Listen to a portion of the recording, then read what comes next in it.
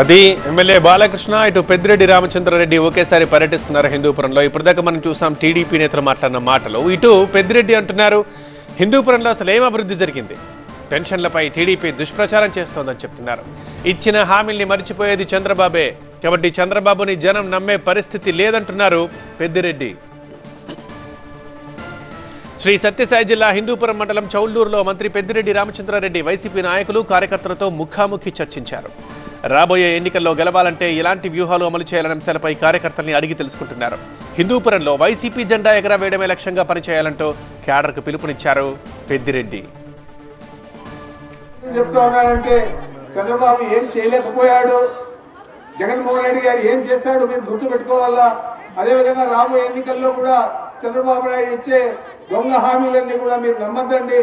జగన్మోహన్ రెడ్డి గారు ఏం చెప్తే అది చేస్తాడు. మరి జగన్మోహన్ రెడ్డి గారి పాలన మీరు చూశారు.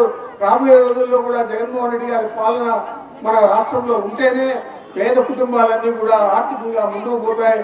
రైతులు కానీ యువకులు కానీ అందరూ కూడా ఉపాధి అవకాశాలు దొరికేదే కాకుండా గిట్టుబాటు ధరలు కూడా రైతులకు ఇచ్చే పరిస్థితి ఉంటుందని చెప్పి మీకు మనవి చేస్తూ,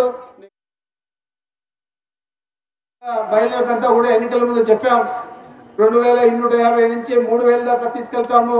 ఈ పెన్షన్లన్నీ కూడా అవ్వాతాతలది కానీ వికలాంగులది కానీ వితంతువులది కానీ ఒంటరి మహిళలు కానీ వీళ్ళందరూ కూడా అని చెప్తే అది ఈరోజు కార్యరూపం దాల్చింది.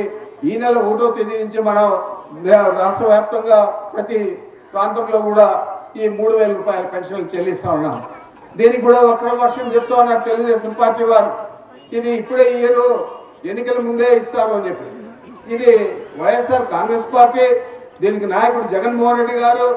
వారు ఎప్పుడు కూడా చెప్పిన తేదీని మార్చిన దాఖలాలు ఈ 5 సంవత్సరాలు ఎక్కడన్నా ఉన్నాయని అడుగుతా ఉన్నాను.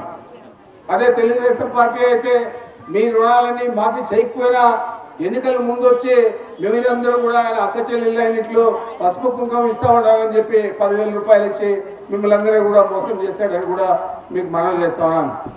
జాగ్రత్తగా ఉండాలి. మనం 2014లో ఏం జరిగింది, ఇచ్చిన పెన్షన్లు కానీ 1వ ఇల్లు కానీ ఎవరికి ఇచ్చారు?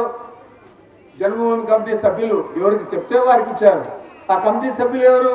తెలుగుదేశం పార్టీకి సంబంధించిన వారు. తెలుగుదేశం పార్టీకి సంబంధించిన సభ్యులు ప్రజలందరినీ ఒకటిగా చూస్తారని అడుగుతా ఉన్నాను. ఈరోజు మనం పాలన మన గ్రామాలకే తెచ్చాం, మీ ఇంటి ముందుకే తెచ్చాం. ఈరోజు గ్రామ సచివాలయాలు ఏర్పాటు చేశాం, రైతులకు రైతు భరోసా కేంద్రాలు ఏర్పాటు చేశాం, ఆరోగ్య కేంద్రాలు ఏర్పాటు చేశాం.